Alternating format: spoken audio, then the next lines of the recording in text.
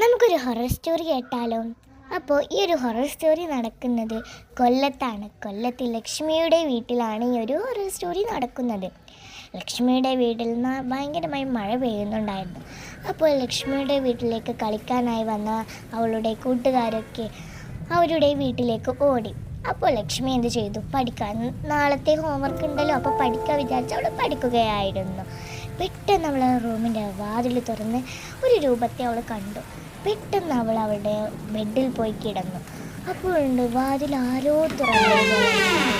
നോക്കുമ്പോൾ അവളുടെ പിന്നിലൂടെ ഒരു രൂപം ഇങ്ങനെ നടന്നു പോകണം. അവൾ ഭയങ്കര ഭയപ്പെട്ടു. അവളുടെ റൂമിൻ്റെ ഡോർ അടച്ചു.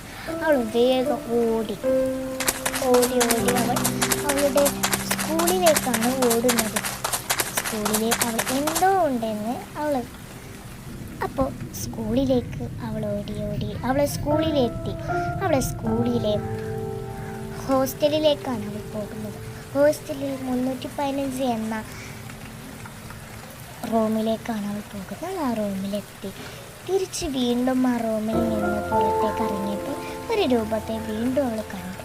അവളെ കണ്ടതിന് ശേഷം വേഗം ഓടി അവൾ അവളുടെ വീട്ടിലേക്ക് തന്നെയാണ് ഓടുന്നത്.